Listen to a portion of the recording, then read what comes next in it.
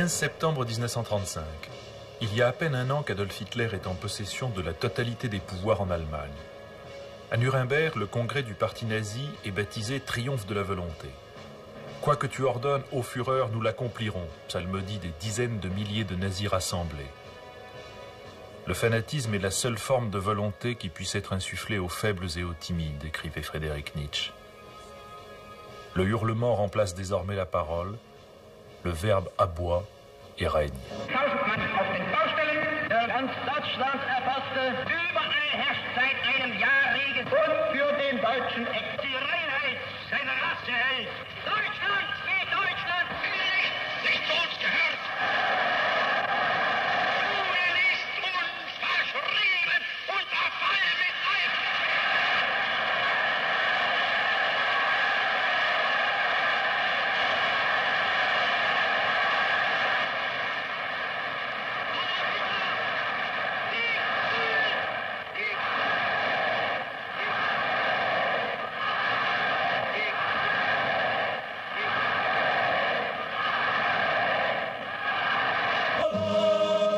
En Italie, Benito Mussolini, le Duce, mêle dans une doctrine confuse le nationalisme, l'appel à un État fort et les promesses sociales. Aux élections de 1924, 2 ans après la marche des fascistes sur Rome et l'accession de Mussolini à la tête du gouvernement, son parti recueille 65% des voix. En 1928, il confisque tous les pouvoirs.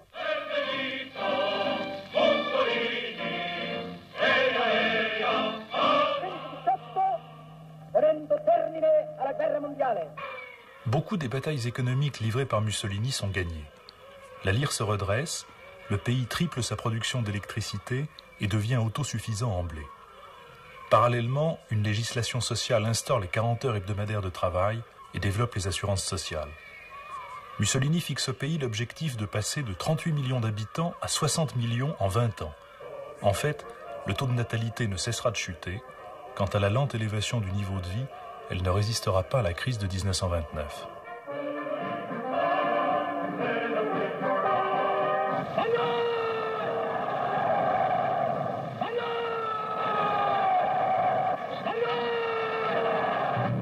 Au Japon, plus touché qu'aucun autre pays par la fermeture des marchés mondiaux, l'expansion territoriale ne restera pas longtemps une doctrine ou un sujet de débat.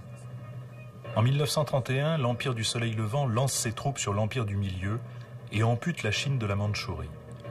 En un week-end, 50 000 Chinois sont exécutés. Les enfants sont jetés sur les baïonnettes, les hommes et les femmes sont enterrés vivants.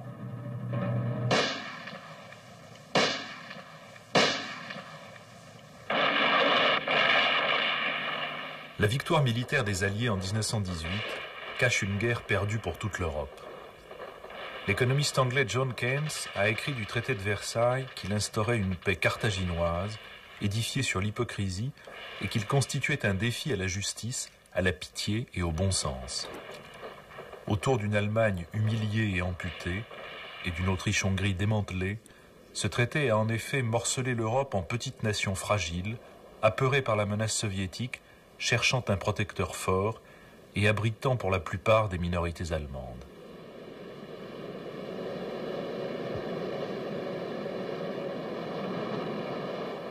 Paul von Hindenburg, maréchal d'un autre âge et chef d'État de rencontre, donne l'illusion de la grandeur et de l'ordre à un pays qui, comme toute l'Europe, est secoué par les conflits entre extrémismes et plus que toute l'Europe, assommé par la crise.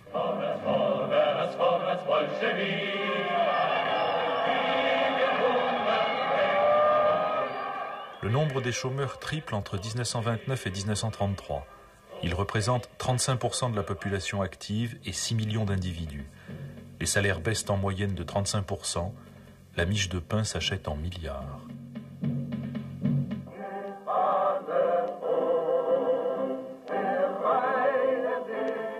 Hitler et ses sections d'assaut, les SA, conquièrent en Bavière une influence croissante. Le putsch qu'ils tentent à Munich en novembre 1923 échoue dans la confusion, comme de nombreuses autres tentatives qui secouent l'Allemagne de cette époque. Hitler est condamné à 5 ans de prison. Il ne passera que 8 mois à la forteresse de Landsberg.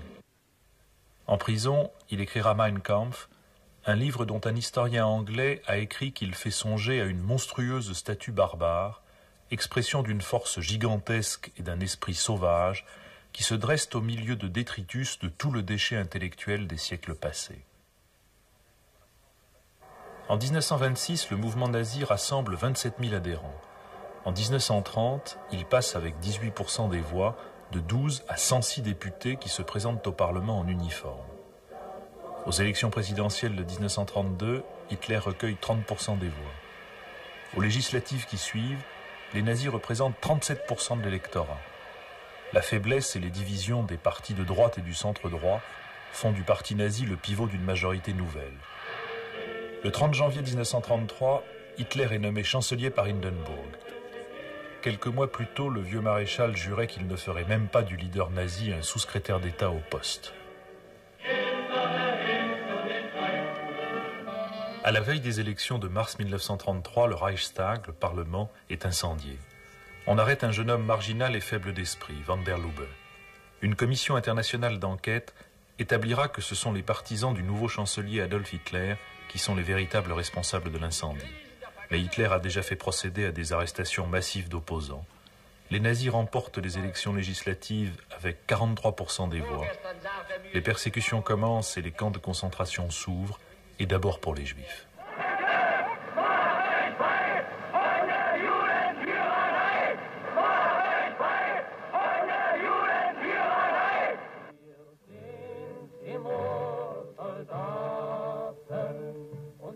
Des voix allemandes s'élèvent contre ces persécutions, comme celle du pasteur Schneider qui, dès 1933, dit simplement non au nazisme.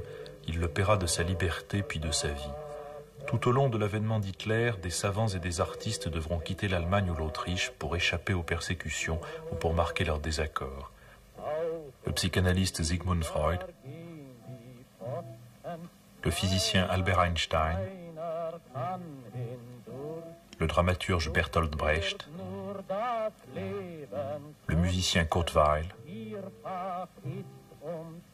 le romancier Robert Musil,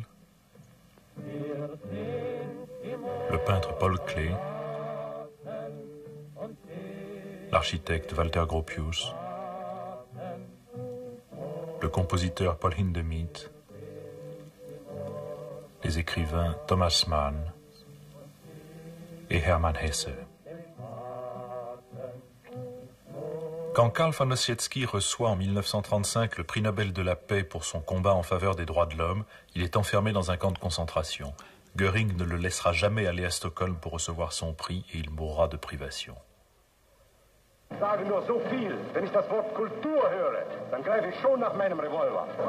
Quand j'entends le mot culture, déclare Baldur von Schirach, je sors mon revolver. Face à la brutalité des nazis et de leurs partisans, les partis de gauche restent plus préoccupés de leur lutte fratricide que du combat contre la dictature. Il n'y a pas eu de victoire, dira l'un des dignitaires nazis à son procès, car les adversaires manquaient. Oui, nous sommes des barbares et nous voulons être des barbares, avait déclaré Hitler. C'est un titre d'honneur, nous sommes ceux qui rajeuniront le monde. Le monde actuel est près de sa fin, notre tâche est de le saccager. Ce saccage, bien qu'il commence par des bûchers pour les livres et des persécutions pour leurs auteurs, beaucoup d'intellectuels ne le voient pas ou ne veulent pas le voir. Le poète Gottfried Benn écrit à Klaus Mann « Je me déclare tout à fait favorable au nouvel État parce que j'y vois mon peuple s'ouvrir des voies nouvelles. Qui suis-je donc pour m'en exclure ?» Les nazis pourront aussi compter sur la complicité ou le silence du philosophe Martin Heidegger, de l'éthologiste Konrad Lorenz, du compositeur Richard Strauss, du compositeur Karl Orff, du prix Nobel de chimie Heinrich Wieland, du prix Nobel de chimie Friedrich Borges, du prix Nobel de physique Werner Heisenberg, du prix Nobel de chimie Karl Bosch, du prix Nobel de chimie Otto Hahn, du prix Nobel de chimie Hans Fischer, du prix Nobel de chimie Adolf Butenandt, du prix Nobel de chimie Richard Kuhn.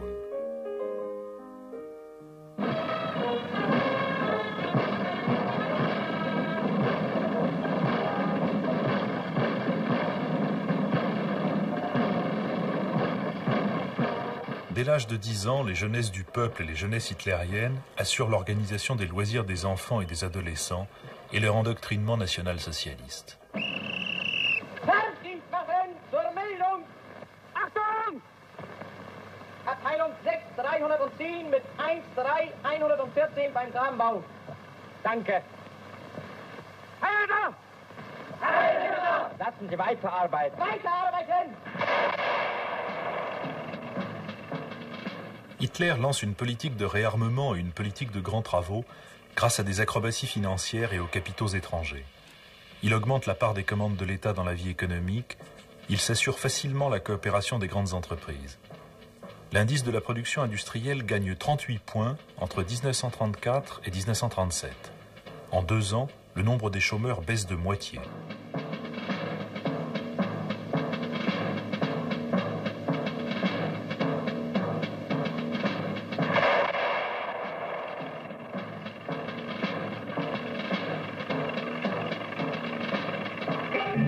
Dans ce contexte victorieux, l'impatience de Röhm et de ceux qui avec lui réclament une deuxième révolution et une armée populaire composée des SA et des SS conduit les généraux de la vieille armée allemande à menacer Hitler. Dans la nuit du 30 juin 1934, la nuit des longs couteaux, le Führer fait assassiner son vieux compagnon Röhm et 2000 des SA. Hindenburg meurt. Hitler décide de cumuler les fonctions de président de la République et de chancelier sous le nom de Führer du Reich. Au mois d'août 1934, 89,93% de ses concitoyens lui confirment ce titre et cette fonction. Le triomphe organisé pour le nouveau maître de l'Allemagne est à la mesure des efforts inouïs de propagande qui avaient précédé l'élection. Le philosophe Walter Benjamin dira des nazis « Ils ont inventé l'esthétisation de la politique ».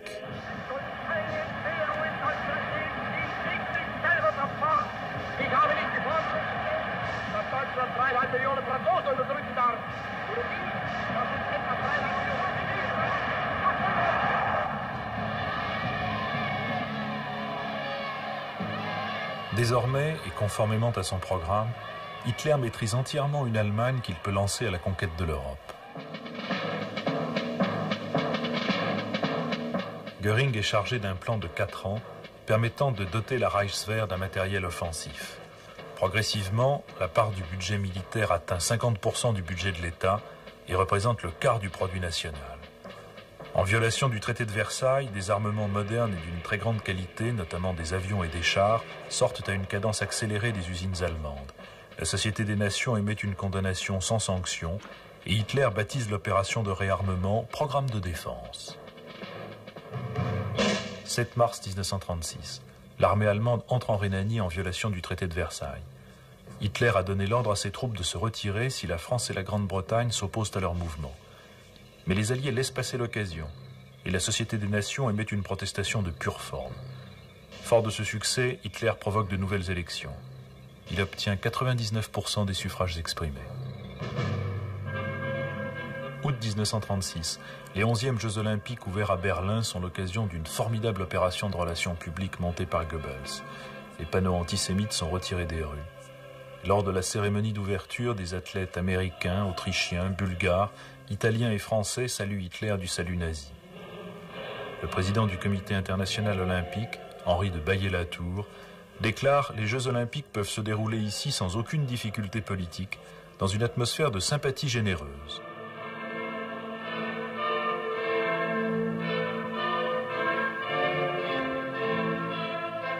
Ich verkünde die Spiele von Berlin zur Feier der 11.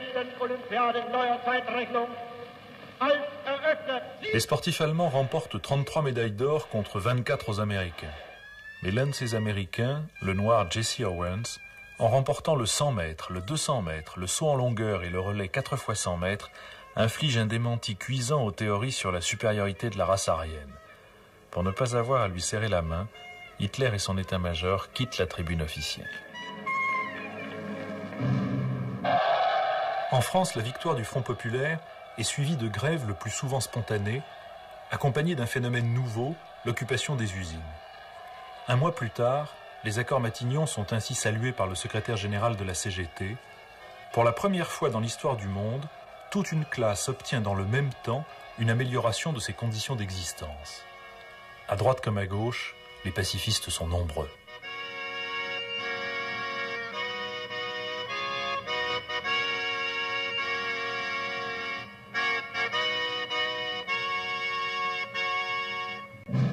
Viva España! Viva España! Viva España! 18 juillet 1936.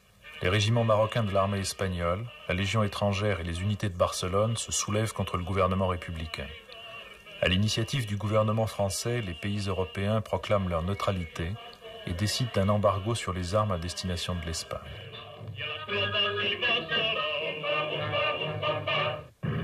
Mais le 26 avril 1937, ce sont des bombardiers allemands Stuka et des chasseurs allemands Heikel qui font à Guernica 1500 morts et plus de 1000 blessés.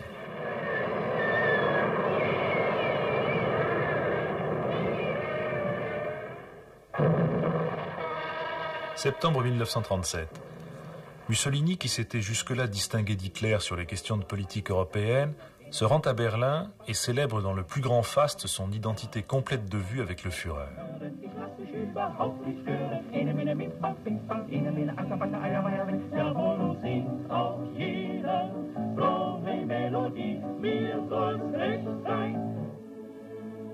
Pie XI, dans une encyclique intitulée « Dans ma poignante inquiétude », affirme la volonté de l'Église de défendre les droits fondamentaux et compare les concepts de race, d'État et de peuple à des idoles païennes. La diffusion de son encyclique est interdite en Allemagne et ses exemplaires sont brûlés par la Gestapo.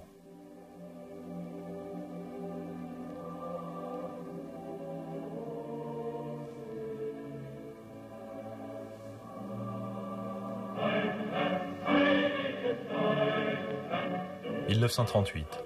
Après 4 ans d'agitation nationale socialiste en Autriche, Hitler impose au chancelier Schuschnigg de prendre le leader nazi Seyss-Inquart comme ministre de l'Intérieur. Schuschnigg annonce un référendum. Hitler fait manœuvrer ses troupes vers la frontière autrichienne, exige et obtient la démission de Schuschnigg et la nomination de Seyss-Inquart comme chancelier. Celui-ci fait appel à l'aide du Führer et le 14 mars, Hitler entre à Vienne.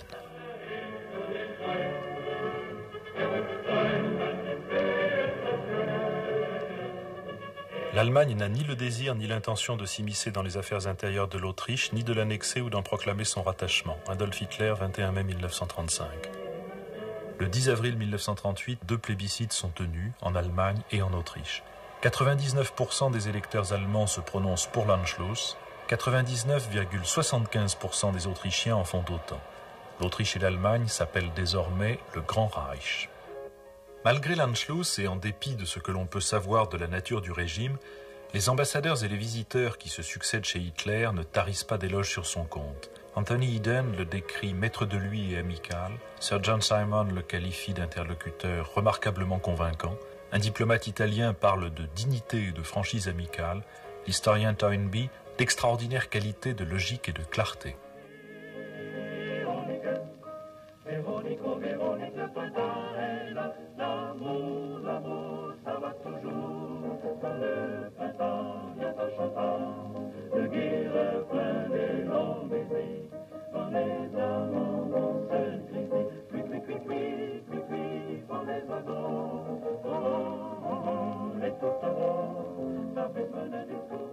« 1938.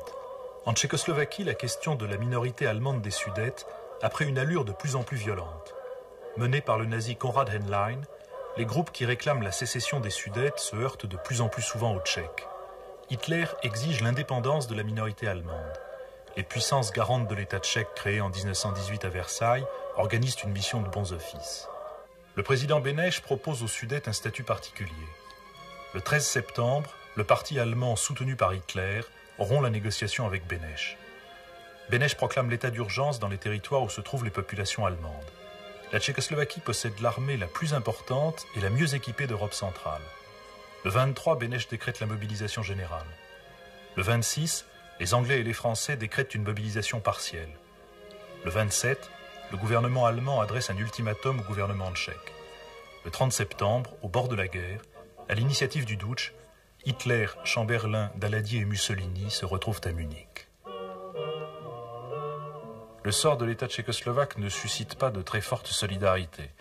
Chamberlain avait déclaré à la BBC « N'est-ce pas une chose effroyable, fantastique, inouïe, qu'il nous faille creuser des tranchées et essayer des masques à gaz à cause d'une querelle dans un pays lointain entre des gens dont nous ne connaissons rien ?»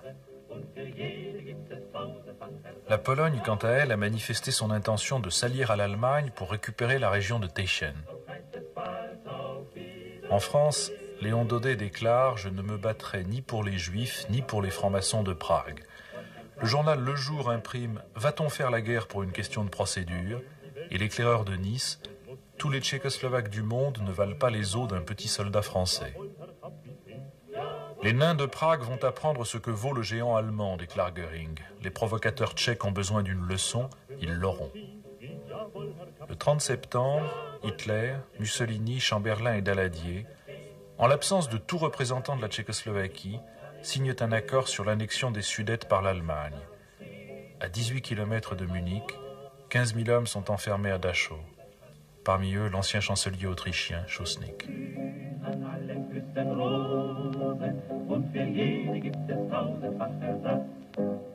Jamais conquérant n'est rentré avec des lauriers si nobles que ceux gagnés par Chamberlain à Munich, écrit le Times. Another talk with the German Chancellor, Herr Hitler. And here is the paper which bears his name upon it as well as mine.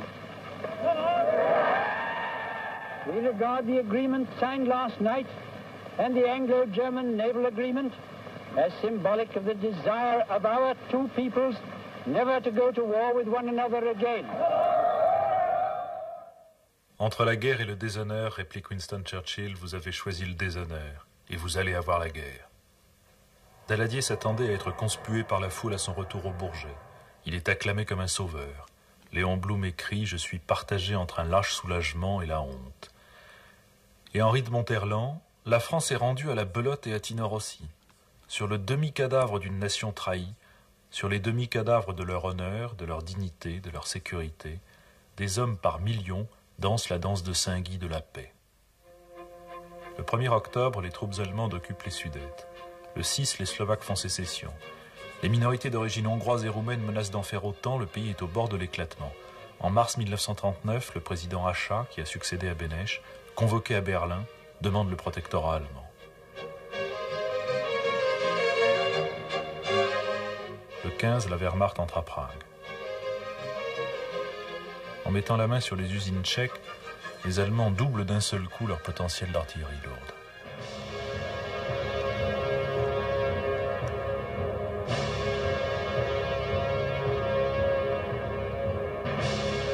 J'ai assuré et je répète ici que pour l'Allemagne, il n'y a plus de problèmes territoriaux. J'ai affirmé que je n'étais plus intéressé par les États tchèques et cela je le garantis. Adolf Hitler, 26 septembre 1938. Le général Fauché, chef de la mission militaire française à Prague, pour sauver l'honneur, envoie sa démission au ministre de la Guerre et demande la nationalité tchèque.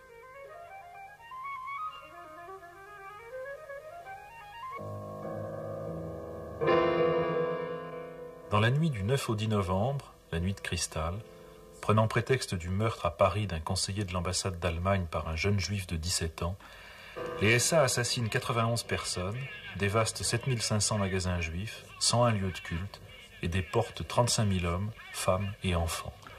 L'antisémitisme, déclarait Hitler à l'un de ses proches, est la seule forme de pornographie autorisée dans le Troisième Reich.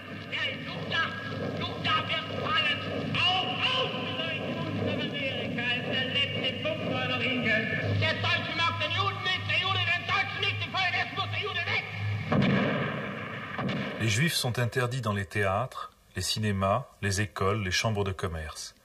Il leur est défendu d'exercer les métiers de dentiste et de vétérinaire et de posséder un permis de conduire. De plus, la communauté juive est frappée d'une amende d'1 milliard de marks en raison du meurtre du conseiller von Rath à Paris. 1939. Prodigue de déclarations pacifiques et apaisantes, Hitler n'en exhibe pas moins la puissance de sa nouvelle Wehrmacht devant les représentants civils et militaires des puissances occidentales, invité à un immense défilé organisé pour son anniversaire. La Rhénanie réoccupée, l'Autriche annexée, la Tchécoslovaquie démantelée puis conquise, la ville lituanienne de Memel annexée sans coup férir, ni la France ni l'Angleterre n'ont fait mine d'utiliser leur puissance militaire pour garantir leurs engagements. En France, selon l'ambassadeur Jean Chauvel, on était guerre militaire. Il suffisait pour s'en convaincre de se remettre à l'esprit que les premiers de la plus récente promotion de Saint-Cyr avaient choisi l'intendance. En Angleterre, Chamberlain caressait l'espoir d'une conférence de désarmement avant la fin de 1939.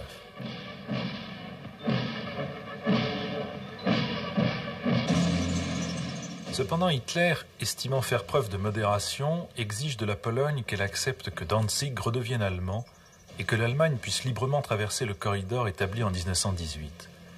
Utilisant la même tactique que pour la Tchécoslovaquie, Hitler fait réclamer par les nationaux-socialistes de Danzig leur rattachement à l'Allemagne.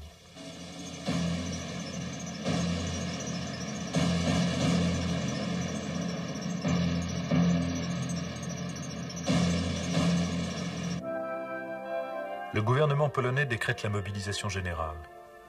Beaucoup, notamment en Angleterre, considèrent son armée comme plus performante que l'armée russe. En fait, les troupes polonaises sont aussi vaillantes que mal équipées.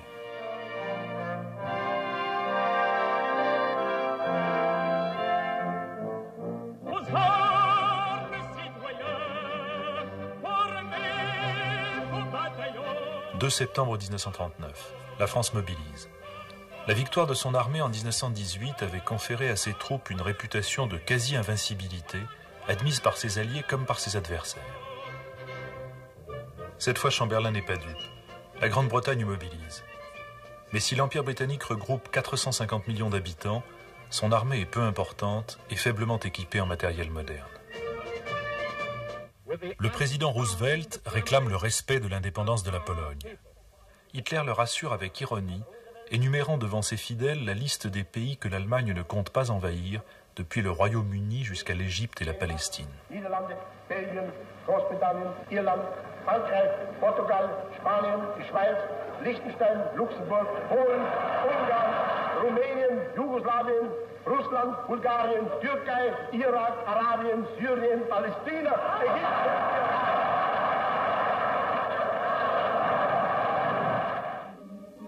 Le 23 août, l'Allemagne et l'Union soviétique signent un pacte de non-agression. Une clause secrète prévoit le partage de la Pologne entre les deux pays, et l'Union soviétique s'engage à livrer à Hitler les denrées alimentaires et les matières premières nécessaires à son effort de guerre. Depuis Munich, les puissances occidentales avaient constamment hésité à s'entendre avec la Russie de Staline pour circonscrire la menace hitlérienne.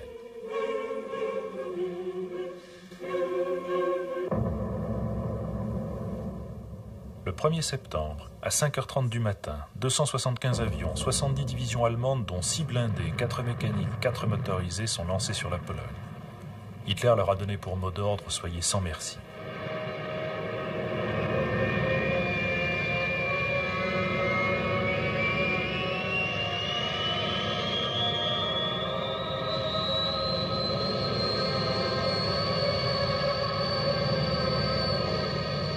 Attaque éclair, aérienne et blindée, bombardement intensif des villes et des populations civiles, telle est la guerre que conduit Hitler en Pologne. Il ne restera pas à Varsovie une maison qui n'en porte les traces. À l'ouest, l'Allemagne n'a laissé que 25 divisions de combat. En face, les Franco-Anglais disposent de 180 divisions. Et bien que le 3 septembre, l'Angleterre et la France aient déclaré la guerre à l'Allemagne, ces divisions resteront pratiquement l'arme au pied. Lorsqu'il évoquera ses journées devant ses juges, le maréchal Keitel dira « Nous avons eu chaud ».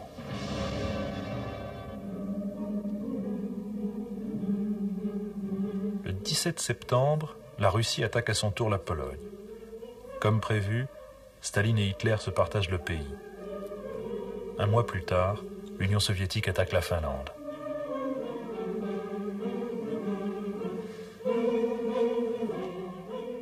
Au cours des mois difficiles de l'année écoulée, l'amitié entre l'Allemagne et la Pologne a été l'un des moments les plus prometteurs de la vie politique européenne. Adolf Hitler, 30 janvier 1939. Colonel, c'est une action française. Le généralissime français Gamelin, et avec lui l'état-major, soutenait que les faiblesses de notre armée, notamment de notre aviation, seraient compensées par notre système fortifié. La majorité des chefs militaires ne croyaient pas à l'offensive allemande. Beaucoup d'entre eux, au contraire, préparaient même des projets d'invasion de l'Allemagne les plus fantaisistes. Rien dans les déclarations des hommes politiques ne cherchait à mobiliser les Français contre le nazisme. La compréhension des enjeux de la guerre, comme l'équipement de l'armée, avait 20 ans de retard. En pensant que la République, c'est encore le meilleur régime ici-bas. Et tous ces gagnants qui, pour la plupart, n'étaient pas du même avis en politique, lèvent-la tous d'accord, quel que soit leur sort. Ils désirent tous désormais qu'on nous foute une bonne fois la paix. Oh, Deutschland, du Land der Soldaten, wenn dumm deine Trommel durchschluckt.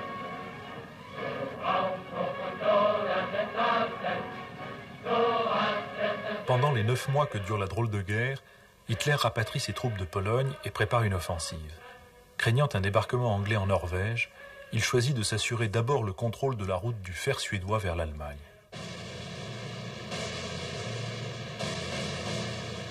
Le 9 avril, les troupes allemandes envahissent le Danemark et balaient l'armée danoise.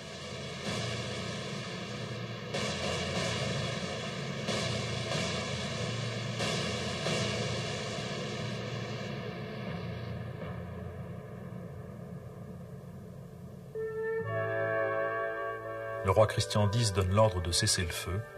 Les Danois n'entreront en résistance que lorsque les Allemands menaceront les Juifs du Danemark et que le roi déclarera « Si l'on impose le port de l'étoile jaune dans ce pays, je serai le premier à la porter ». Le jour où les Allemands envahissent le Danemark, ils attaquent la Norvège. Hitler veut s'assurer le contrôle de ses ressources minières. Les Norvégiens opposent aux Allemands une résistance acharnée, coulant plusieurs bâtiments de guerre.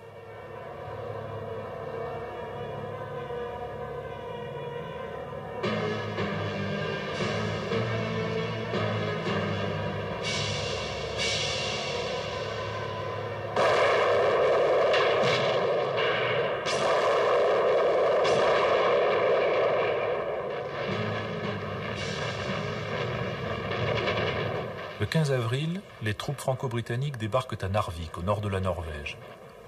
Ils coulent 8 contre-torpilleurs allemands et connaissent leur premier succès.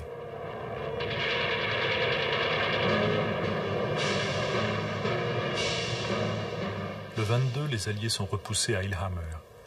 Narvik reste la seule tête de pont d'occupation franco-anglaise avant d'être évacuée quelques mois plus tard. Au contrôle du Danemark, l'Allemagne ajoute l'occupation de la Norvège. Un ancien ministre norvégien de la Défense et sympathisant nazi, Vidkun Quisling, prend la tête d'un gouvernement de collaboration. Son nom deviendra un symbole, puis une insulte, Quisling. Führer, ruft uns! Im Blitzkrieg war die deutsche Wehrmacht Polen besiegt. Bomber und Jäger haben es hierbei größten Ruhm erworben. Auch heute gilt es wieder, das Gesetz des Handels zu bestimmen. Der Feind bedroht das Ruhrgebiet. Stolzen Tradition unserer Luftwaffe würdig. Wir haben den Auftrag, das Einfalltor zur Festung Holland aufzubrechen. O Deutschland, du Land der Soldaten, wenn dumm deine Trommel durchschluckt, du Aufbruch und Dodern des Taten, so hat es der Söhne genug. 10 mai 1940. À 5h35, l'offensive allemande est déclenchée simultanément contre la Hollande, la Belgique et le Luxembourg.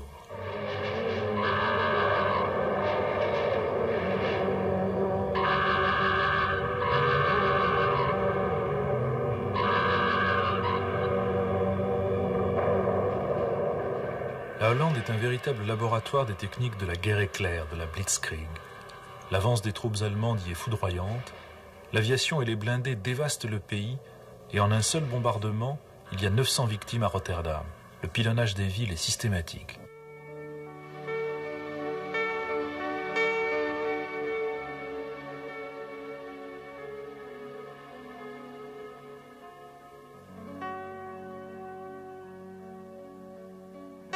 Après 5 jours de résistance, l'armée hollandaise capitule. J'assure au gouvernement de la Belgique, de la Hollande et du Luxembourg que l'Allemagne ne violera pas la neutralité de ces pays. Adolf Hitler, 6 octobre 1939. Devenu Premier ministre d'un gouvernement d'union nationale le 10 mai 1940, Churchill promet à son pays de la sueur, du sang, des larmes et la victoire.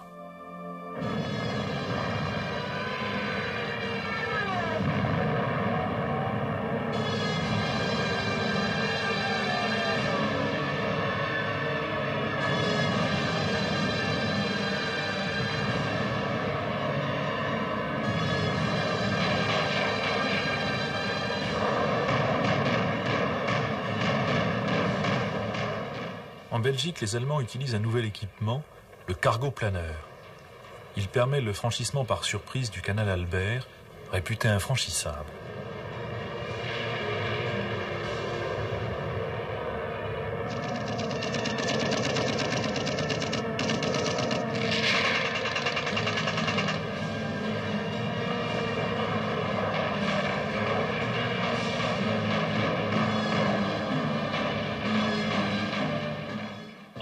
Jouait un air comme celui-ci lorsque la guerre s'est réveillée. Le 27 mai, contre l'avis de son gouvernement, le roi Léopold capitule. Par dizaines de milliers, les populations belges sont lancées sur les routes. Je découvris le réfugié. C'est un paysan qui se nomade, c'est un banditisme qui s'évade d'une ville ouverte qui est fermée. Je découvris le refusé. C'est un armé que l'on désarme et qui doit faire chemin à pied. Une femme s'accrochait à leurs larmes. Les généraux français continuent d'affirmer leur confiance dans leur système de défense. Ils ne croient ni à l'aviation, ni aux blindés.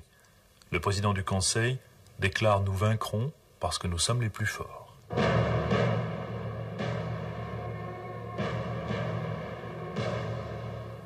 « 10 mai 1940. Le général allemand Guderian, en lançant ses blindés à travers la forêt des Ardennes, réalisera ce qu'un expert anglais appellera l'un des plus beaux exemples de l'effet décisif d'une idée nouvelle appliquée par un exécutant dynamique. L'idée nouvelle, ce sont les régiments de chars d'assaut opérant une percée dans un territoire non protégé par la ligne Maginot, mais réputé naturellement infranchissable. En quelques jours, avec l'aide de l'aviation, la percée devient une avenue.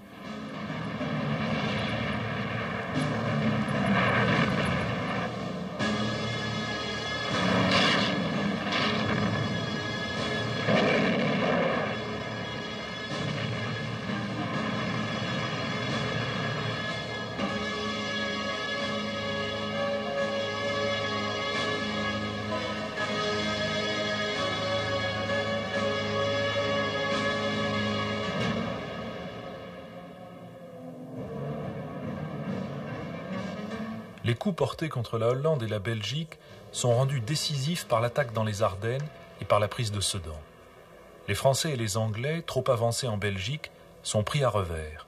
Les Allemands, loin de filer sur Paris, poussent l'offensive toujours plus à l'ouest jusqu'à Dunkerque.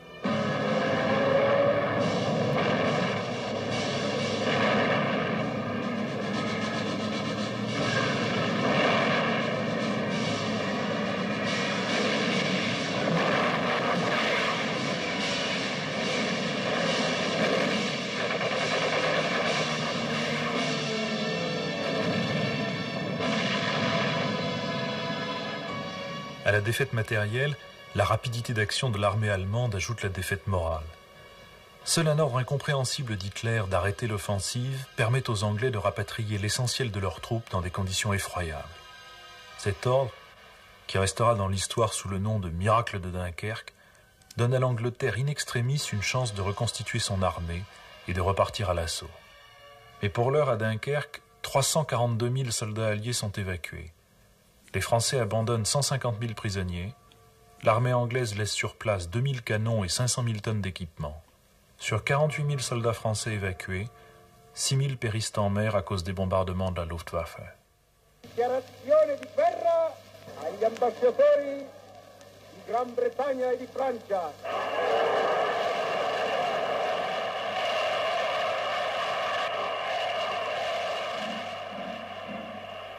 10 juin 1940. Mussolini déclare la guerre à la France et à la Grande-Bretagne. 138 divisions allemandes sont lancées à l'assaut de Paris. Depuis le début de la guerre, 100 000 soldats français sont morts. Le 14, les Allemands sont à Paris. Paul Reynaud refuse de négocier et démissionne. Pétain constitue le gouvernement et demande l'armistice. Français, à l'appel de Monsieur le Président de la République, j'assume à partir d'aujourd'hui la direction du gouvernement de la France. Sûr de la confiance du peuple tout entier, je fais à la France le don de ma personne pour atténuer son malheur. C'est le cœur serré que je vous dise aujourd'hui qu'il faut cesser le combat. Lorsqu'Hitler a pris la demande française d'armistice, les caméras du cinéma aux armées étaient présentes. Le 18 juin, à Londres, on entendit une voix discordante. Moi, général de Gaulle, j'entreprends ici, en Angleterre, cette tâche nationale. J'invite les chefs, les soldats, les marins, les aviateurs, des forces françaises de terre, de mer, de l'air, où qu'ils se trouvent actuellement, à se réunir à moi. J'invite tous les Français qui veulent rester libres à m'écouter et à me suivre. Vive la France, libre, dans l'honneur et dans l'indépendance. 22 juin 1940. Pour effacer les traces de la défaite allemande de 1918, Hitler exige et obtient que l'armistice soit signé dans le wagon même où avait été signée la capitulation de son pays. On retira donc le wagon du musée où il était exposé et on l'achemina dans la clairière de Rotonde. Un drapeau nazi recouvrit le monument commémoratif, figurant un aigle allemand terrassé. Hitler arriva avec 2 heures de retard. Il se moqua de l'inscription parlant de l'orgueil criminel de l'Allemagne brisé en ce lieu. Dans le wagon, il prit la place qu'avait occupée le maréchal Foch en 1918. Avant que le texte des accords ne soit remis aux Français, il se leva, fit le salut nazi et sortit. La musique militaire joua l'hymne allemand et l'hymne nazi. Maréchal, nous voilà, devant toi le sauveur de la France. Le 10 juillet 1940, Pétain fonde l'État français. Sur 569 députés, 80 seulement s'y opposent. Le 24 octobre, Pétain rencontre Hitler à Montoire. Les forces françaises sont démobilisées. La France doit payer les frais d'entretien des troupes d'occupation. Le gouvernement allemand est assuré de la collaboration du gouvernement français et les réfugiés politiques allemands seront livrés au Reich. Émigré à Paris en 1933, le philosophe allemand Walter Benjamin obtient un visa pour les États-Unis. Il fuit la France. Il est arrêté à la frontière espagnole. Lorsqu'il apprend qu'il va être livré à la Gestapo, il se suicide en prison dans la nuit du 26 au 27 septembre 1940. La victoire sur la France donne à une immense majorité d'Allemands le sentiment qu'une injustice a été réparée. La signature de l'armistice fut célébrée comme le moment du rétablissement du droit. Ce fut sans doute l'instant de la plus forte adhésion de la nation allemande au régime hitlérien. Avec des centaines de tonnes de roses, 2 millions de Berlinois font à celui qui a vaincu la France un triomphe digne des Césars. Ce sera la dernière fête du Reich à Berlin. Dans quelques semaines, la ville sera bombardée.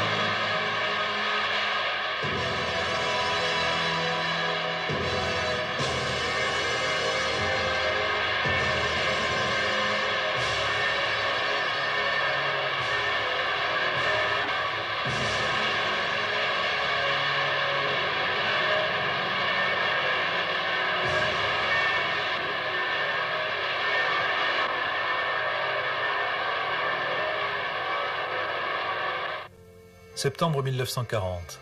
La France est occupée et coupée en deux par la ligne de démarcation. Les drapeaux français s'embarquent pour l'Afrique du Nord à Marseille.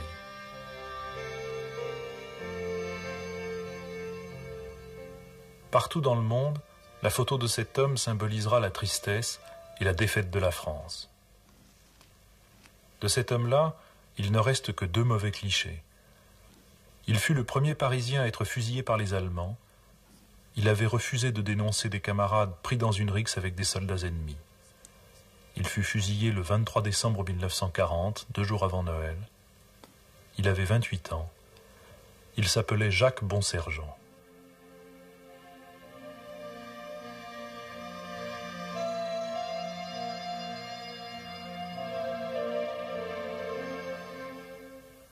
Printemps 1940. Jamais l'Europe n'a été aussi près de la domination nazie. Après la capitulation française, Hitler tourne ses armes vers l'Angleterre. Il est convaincu qu'elle acceptera une paix séparée et qu'il aura alors les mains libres pour conquérir la Russie. Pour obtenir cette paix, Hitler entreprend d'isoler la Grande-Bretagne. Les avions et les sous-marins allemands constituent une lourde menace pour le ravitaillement britannique. Organisés en meute, les U-boats détruisent en 1940 l'équivalent de 400 000 tonnes de cargo.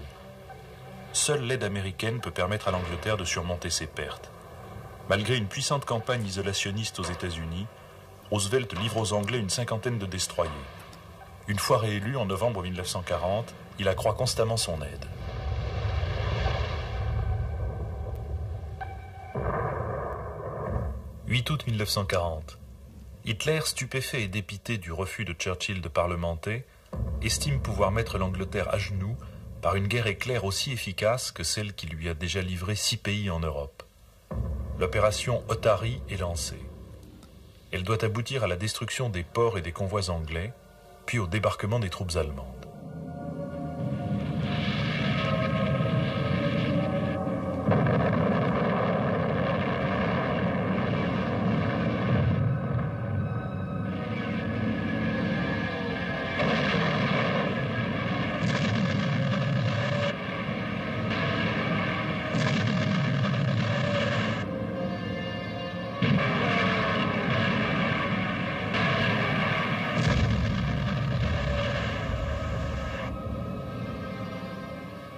En se battant à 1 contre 2, en effectuant 4, voire parfois 5 missions par jour, l'aviation anglaise tient l'ennemi en échec.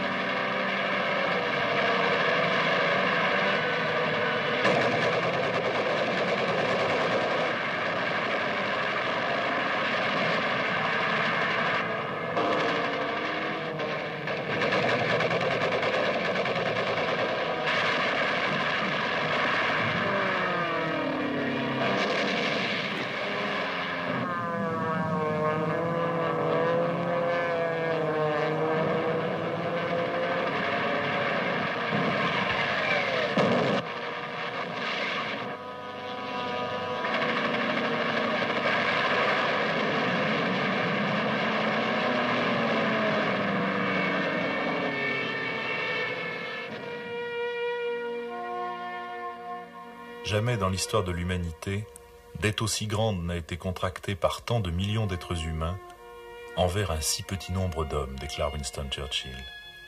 Le 15 août, 35 avions anglais sont abattus, mais 140 Allemands vont au tapis.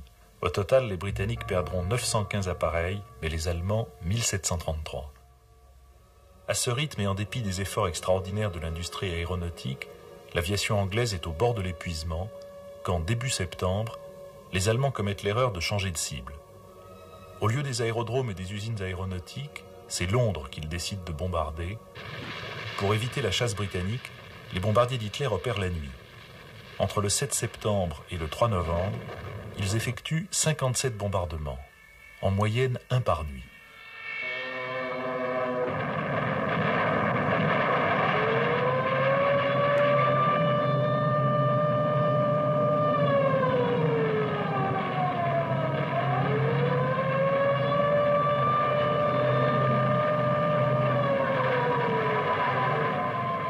Depuis Londres, où la population conserve une détermination et un humour hors du commun, Winston Churchill adresse aux Français un message d'espoir.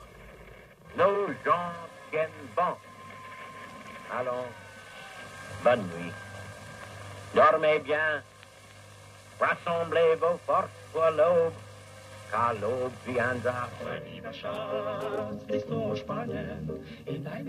23 octobre 1940. Pour fermer la Méditerranée à la flotte britannique en prenant Gibraltar, le Führer compte sur le soutien de Franco. À Hendaye, où il lui a donné rendez-vous, le caudillo fait attendre son allié pendant 2 heures. En contrepartie de son aide, Franco présente à Hitler, au cours d'une discussion de 9 heures, des exigences si lourdes que celui-ci renonce. « Je préférerais me faire arracher 4 dents que de recommencer une telle négociation, dira Hitler à son retour.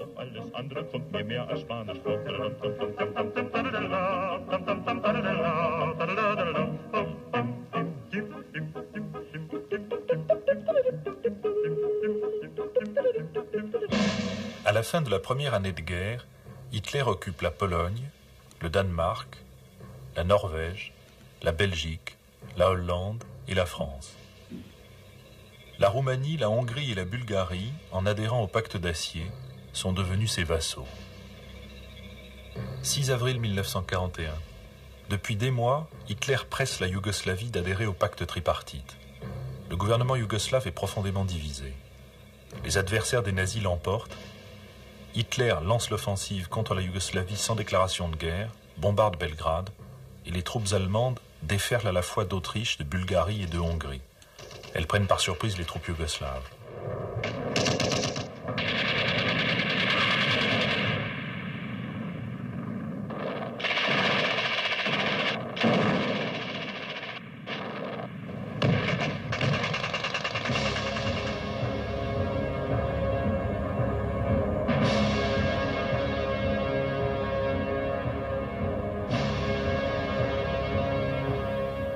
Le 10 avril, le pays capitule. Octobre 1940. Mussolini, sans avertir son allié Hitler, attaque la Grèce à partir de l'Albanie conquise au mois d'avril 1939. Le président du Conseil grec appelle à l'aide les Anglais qui débarquent en Crète. Non seulement l'armée italienne est repoussée, mais les Grecs lui reprennent le contrôle d'une moitié de l'Albanie. Mussolini demande alors le renfort allemand.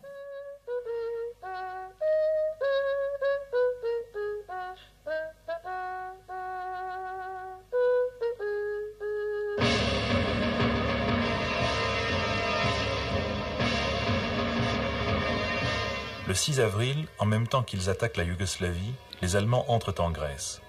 L'armée grecque ne parvient pas à les contenir, les Anglais se replient. Le 23 avril, la Grèce se rend. Mais ce nouveau succès d'Hitler lui a coûté un très grave retard pour l'exécution de ses projets à l'égard de la Russie.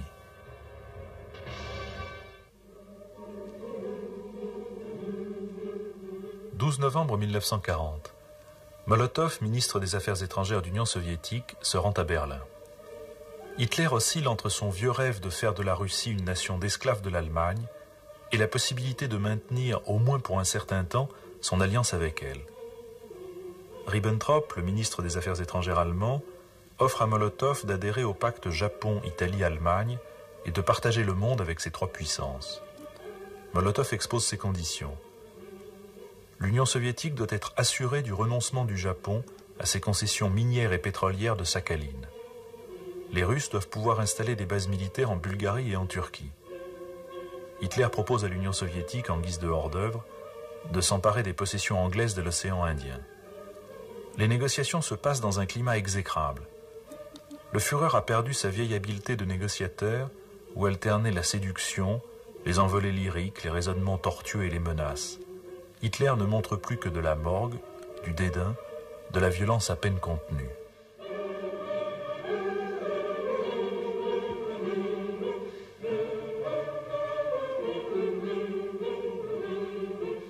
Toutefois, l'Union soviétique continue, comme le prévoyait le pacte signé avec Ribbentrop, de livrer à l'Allemagne d'Hitler des céréales, des légumes, de la viande, du beurre, du phosphate, du zinc, du cuivre et quantité de minerais de première importance.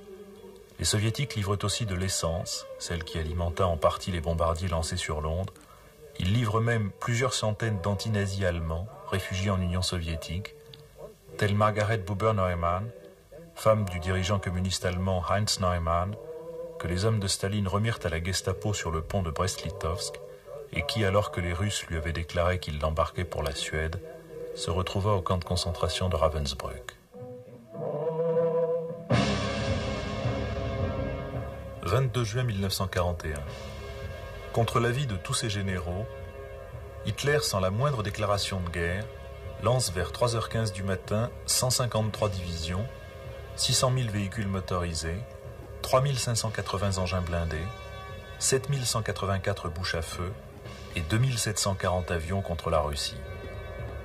La plus puissante concentration de forces de l'histoire, renforcée par des divisions roumaines, finlandaises, hongroises et slovaques.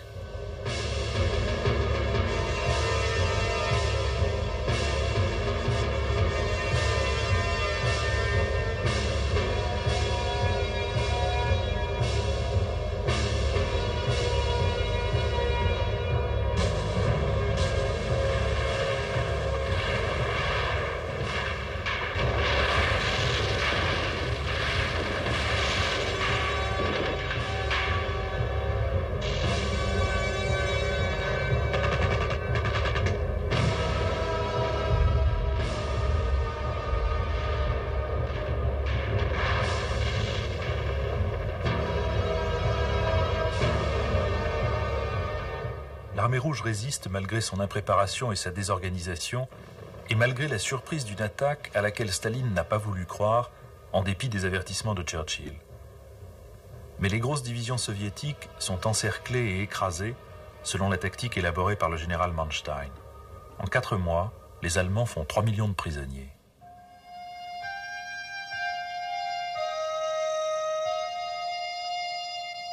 Pour Hitler, la guerre en Russie n'est pas n'importe quelle guerre, c'est la sienne, la guerre nationale-socialiste qu'il a voulu depuis toujours.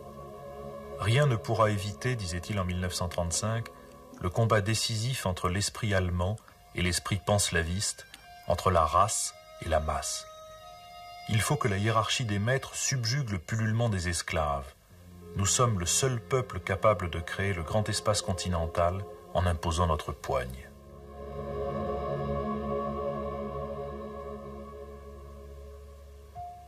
Ainsi s'impose à nous le devoir de dépeupler, comme nous avons celui de cultiver méthodiquement l'accroissement de la population allemande. Vous allez me demander ce que signifie dépeuplement et si j'ai l'intention de supprimer des nations entières. Eh bien oui, c'est à peu près cela. La nature est cruelle, nous avons donc le droit de l'être aussi.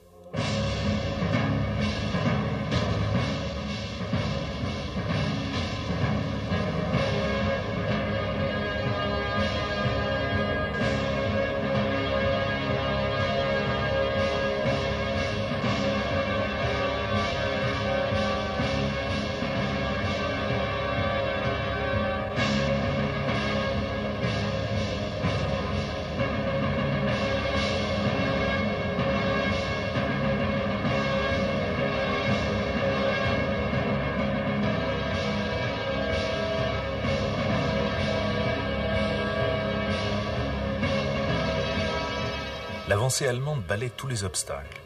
Conformément aux prévisions d'Hitler, tous les observateurs considèrent qu'elle sera à Moscou avant l'automne. Une à une, les grandes villes tombent.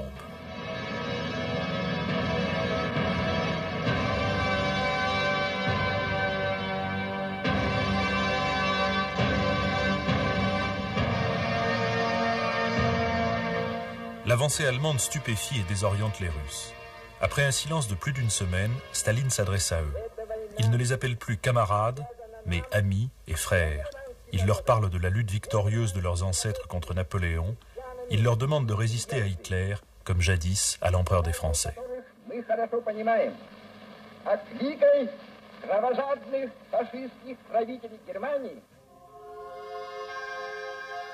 Devant l'armée allemande, villes, villages, usines et entrepôts sont détruits, et avec eux tout ce qui pourrait faciliter le repos et le ravitaillement de l'ennemi.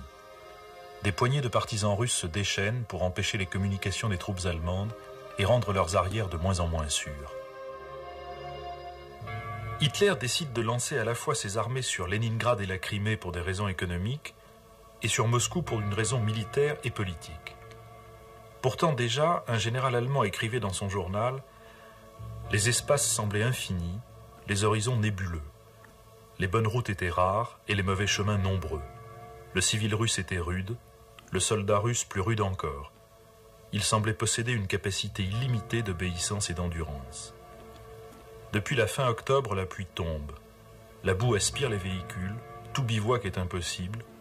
Guderian met 5 jours pour parcourir 75 km.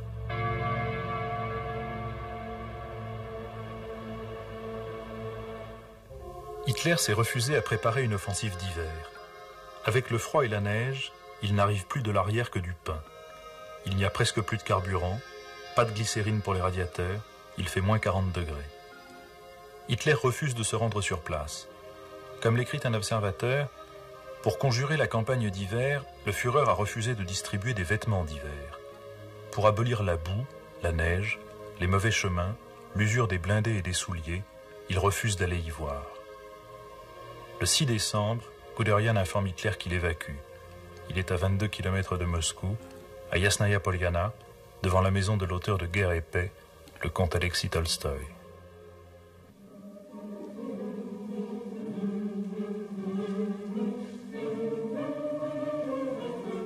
Toutes les industries de l'Ukraine ont été évacuées et implantées dans l'Oural, en Sibérie et au Kazakhstan. Des troupes fraîches arrivent de Sibérie. La Russie est prête à la contre-attaque.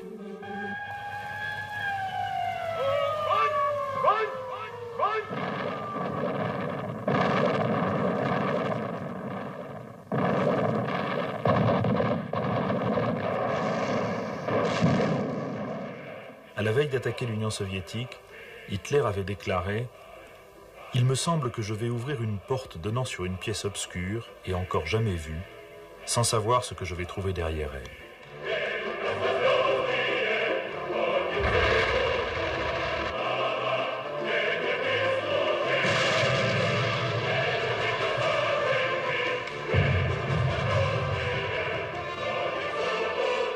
Les troupes allemandes reculent jusqu'à Smolensk. Hitler a commis 2 erreurs. L'une militaire fut d'avoir consacré trop de temps à l'invasion de la Russie du Sud, au détriment de l'attaque de Moscou. L'autre, politique, fut d'avoir décimé et tourné contre lui des populations dont il aurait pu s'assurer la neutralité et souvent la collaboration. Hitler, qui s'est nommé généralissime après l'échec de ses troupes devant Moscou, leur donne l'ordre de tenir leur position en attendant que l'offensive puisse reprendre. Au premier rang de ses objectifs figure Leningrad, ville symbole. Depuis la fin août, la ville est assiégée et la voie ferrée avec Moscou est coupée. Hitler annonce à Mussolini la prise imminente de l'ancienne Saint-Pétersbourg. Mais la ville entière est mobilisée pour organiser sa défense. 2,5 millions d'hommes, de femmes et même d'enfants participent au sauvetage de leur cité, exhortés à la radio par le compositeur Dimitri Shostakovich et la poétesse Anna Akhmatova. À ceux qui hésitent ou qui se dérobent, on applique la terreur révolutionnaire.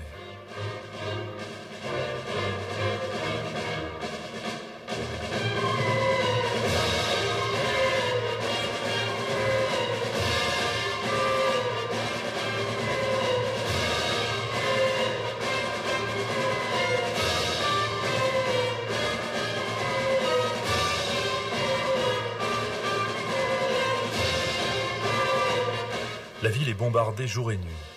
Dans la journée de Noël 1941, on ramasse 3700 cadavres. Pourtant, les Russes ne cessent de lancer contre les Allemands des attaques coûteuses. Les fusiliers marins, surnommés la mort noire par les troupes d'Hitler, effectuent des raids meurtriers. 190 000 combattants allemands périront devant Leningrad ou dans Leningrad, défendus rue par rue, maison par maison.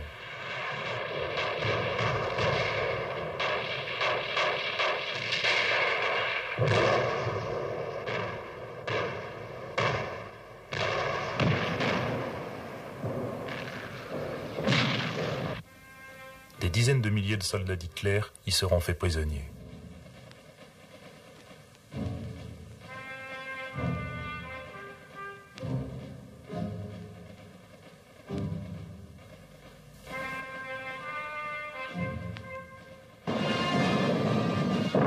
Hitler fait alors entourer la ville d'une ceinture de canons Krupp, Skoda et Schneider, capables d'une puissance de feu inconnue jusqu'alors.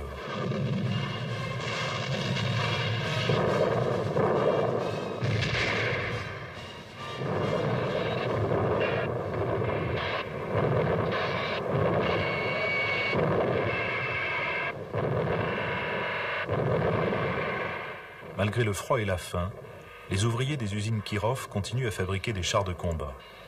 Dans les caves, partout où peuvent se constituer des abris, une ville parallèle s'organise et continue à produire. On se chauffe en détruisant les maisons en bois, on mange les chats, on vend les chiens à prix d'or. On meurt sous les bombes ou les mitrailleuses des avions allemands en faisant la queue devant les magasins d'alimentation, mais des usines fantômes et des ateliers dispersés parviennent à fonctionner 24 heures par jour. Ce n'est pas Leningrad qui a peur de la mort, proclame un slogan, c'est la mort qui a peur de Leningrad. Ceux qui ne travaillent pas reçoivent 200 grammes de pain par jour et 400 grammes de viande par mois. On mange de la sueur et de l'écorce de sapin. On compte 6000 morts par jour. On creuse la glace pour puiser de l'eau, on mange les corbeaux du lac Ladoga, on déblaye les rues des ordures et des cadavres dont la neige recouvrira l'État.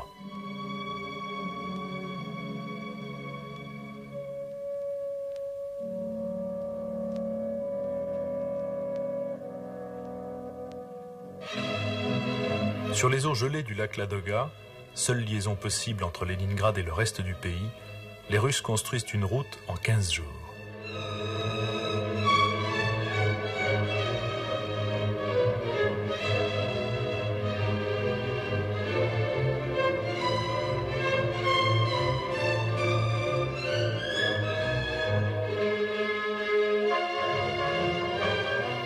Nuit et jour, les camions parcourent les 160 km de cette route. Le feu des batteries allemandes détruit près d'un convoi sur deux, mais au lieu de 33 tonnes de farine par jour, ce sont 360 tonnes qui parviennent désormais quotidiennement à Leningrad. Le Ladoga gelé portera même un train qui parviendra à effectuer 6 allers-retours. Cette résistance opiniâtre, désespérée, ingénieuse, patiente, comment Hitler aurait-il pu l'attendre de ceux qu'il considérait comme des Untermensch, des sous-hommes? La sauvagerie de ces commandos a poussé les Russes dans les bras de Staline. La volonté nazie d'anéantissement de l'Union soviétique a exaspéré le réflexe patriotique. Le stratège Hitler, aux intuitions géniales, a été paralysé et aveuglé par l'idéologue Hitler. Les combattants affamés de Leningrad commencent à croire qu'ils survivront à l'hiver. La radio demande des volontaires pour constituer un orchestre. À Tokyo, le prince Konoye, premier ministre modéré proche de l'empereur, doit céder la place au représentant des militaires, le général Tojo. Les réserves pétrolières japonaises s'effondrent. Le gouvernement Tojo exige du président Roosevelt qu'il lève l'embargo sur le pétrole américain et qu'il renonce à soutenir Chiang Kai-shek. Pendant que les émissaires japonais sont reçus à Washington, l'amiral Yamamoto, commandant en chef de l'une des flottes les plus modernes du monde, avance dans le Pacifique en direction de Pearl Harbor et de ses bases américaines. 6 décembre 1941, Roosevelt confirme son refus de lever l'embargo et lance un appel à l'empereur Hirohito pour empêcher la mort et la destruction d'étendre leur empire sur le monde. Il propose un plan de paix. 7 décembre 1941. À 13h, heure de Washington, les émissaires japonais sont attendus au département d'État pour discuter le plan de paix. À 13h05, heure de Washington, les chasseurs et les bombardiers japonais sont lancés sur l'île de Pearl Harbor.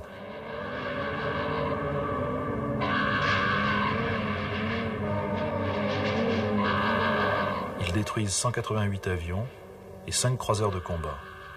Ils endommagent gravement 4 destroyers et 3 croiseurs.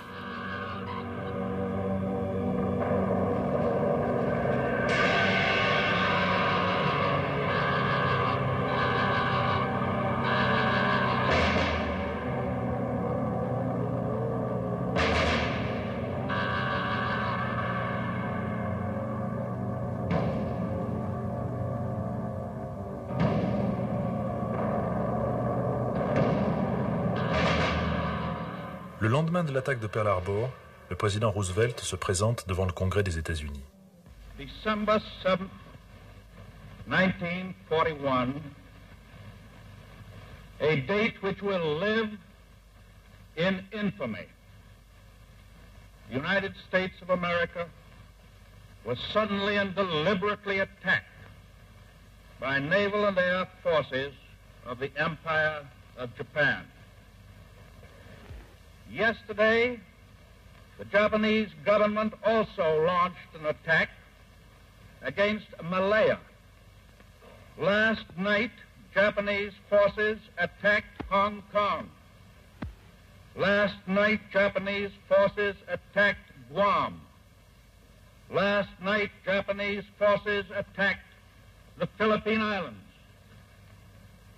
Last night, the Japanese attacked Wake Island. And this morning, the Japanese attacked Midway Island.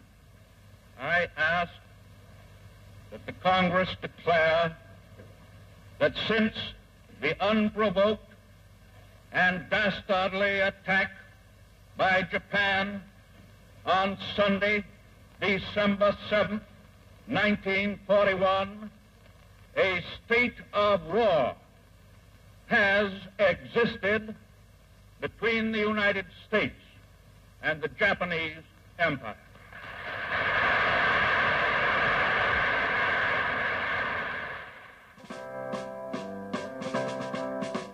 L'entrée en guerre des États-Unis s'accompagne d'une reconversion de leur économie en économie de guerre.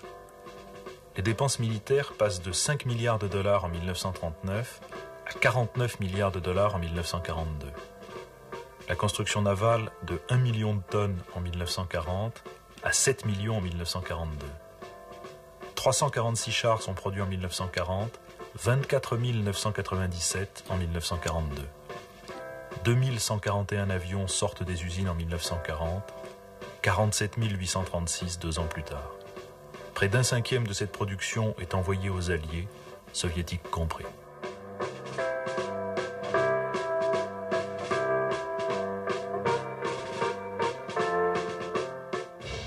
Janvier 1941. En Libye, les Anglais, les Australiens et les Français libres attaquent les positions italiennes. Ils prennent d'abord Bardia, ensuite Tobrouk, puis continuent une avance qui devient de plus en plus facile. Mal préparés, mal armés, mal soutenus, les troupes du maréchal italien Graziani doivent abandonner la Cyrénaïque en quelques jours. Le croiseur San Giorgio est coulé dans la rade de Tobrouk.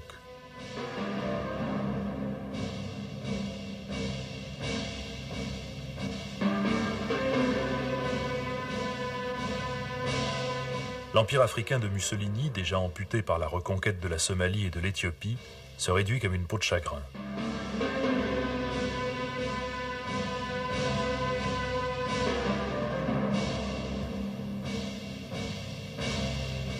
Les prisonniers italiens se comptent par dizaines de milliers.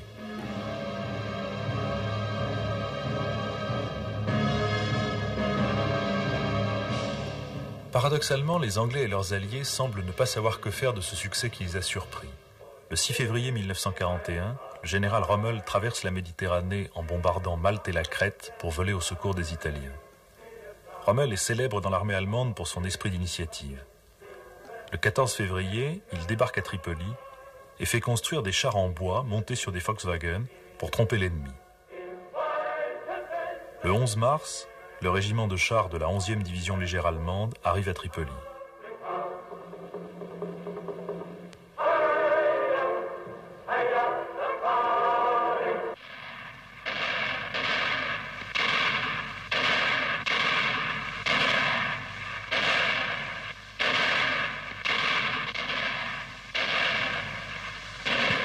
Par petits coups, comme pour tâter l'adversaire, Rommel amorce une progression qui ne rencontre aucun obstacle sérieux. Sans écouter les ordres de Berlin qui lui enjoignent de rester sur place, Rommel accélère son avance et intensifie sa poussée. Le 3 avril, les Anglais évacuent Benghazi. Rommel utilise les camions, à la suite des chars, pour créer des nuages de poussière et donner à ses adversaires l'illusion du nombre. Ses troupes capturent une brigade blindée anglaise, puis la 2e division blindée britannique à Mechli. Le 11 avril, les Anglais sont chassés de Cyrénaïque et ramenés en Égypte. Seul un petit détachement reste à Tobrouk.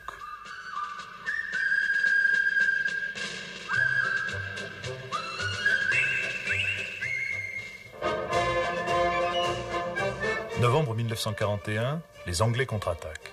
En un mois, en partant de la frontière égyptienne, les Anglais font reculer Rommel jusqu'à El Agheila, étape par étape. Mais les 2 tiers des blindés britanniques sont détruits au cours de cette opération.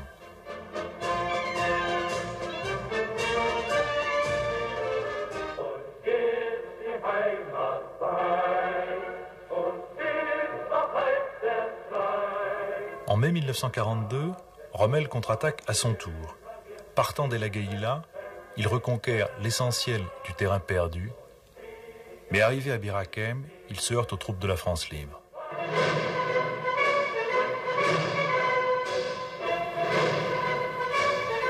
Le général Koenig a reçu consigne de tenir ce point d'appui.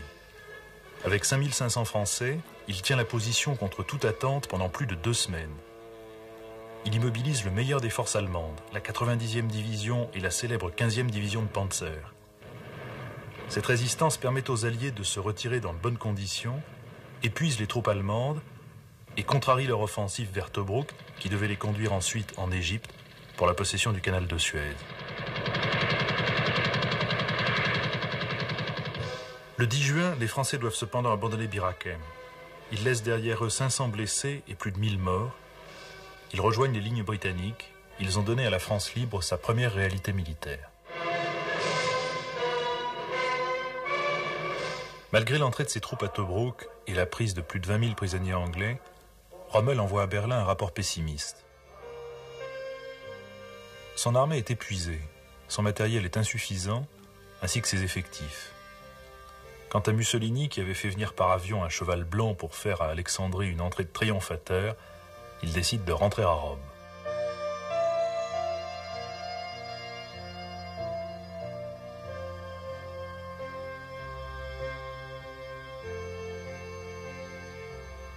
Hitler intime à Rommel l'ordre de tenir et lui refuse les moyens qu'il demande.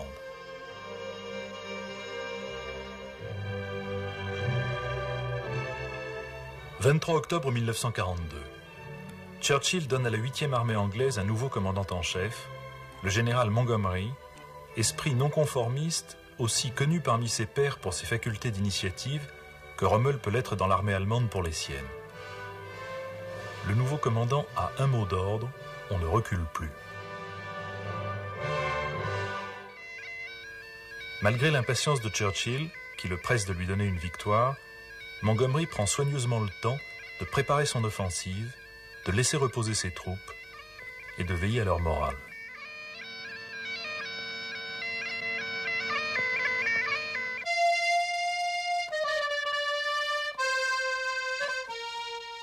La supériorité britannique est très forte, tant en chars qu'en avions. Le nouveau chef de la 8e armée a décidé de rompre avec la tactique suivie par ses prédécesseurs.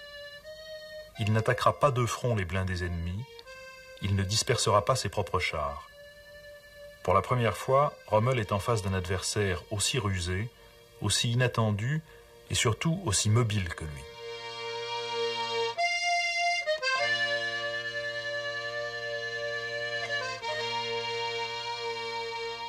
« 2 novembre 1942. Montgomery déclenche l'offensive. Ses troupes tiennent solidement leur position à El Alamein et Montgomery a décidé d'une attaque de nuit pour gêner le tir allemand, mais par une nuit de pleine lune pour pouvoir ouvrir des passages dans les champs de mines.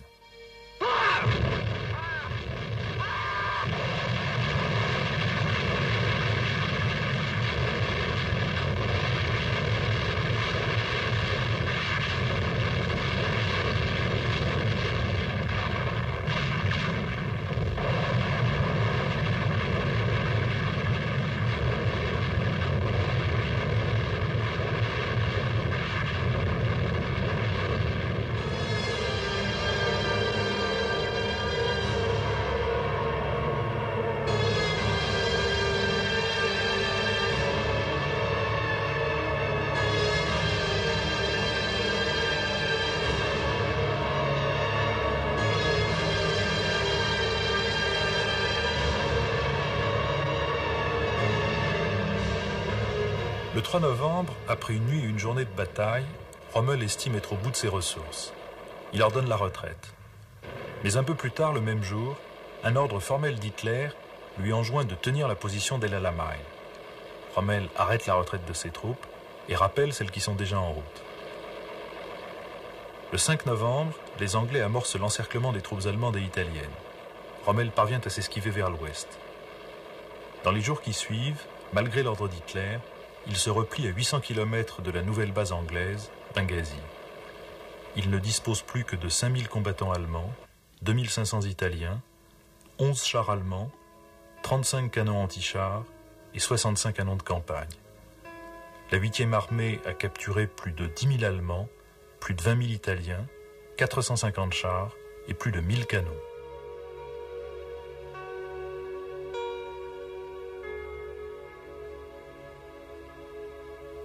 Après son repli, Rommel partit pour l'Allemagne, tentait de convaincre Hitler d'évacuer l'Afrique du Nord. Hitler entra dans une violente colère et refusa de l'écouter. Je commençais de m'apercevoir, écrit Rommel dans son journal, qu'Adolf Hitler refusait simplement de voir les choses comme elles étaient et qu'il réagissait émotionnellement contre ce que son intelligence aurait dû lui montrer comme juste. 13 février 1942. L'écrivain autrichien Stefan Zweig, exilé au Brésil, se donne la mort. Il vient de lire dans les journaux que dans le quartier juif de Vienne, les autorités ont fait couper le gaz en raison du taux trop élevé des suicides.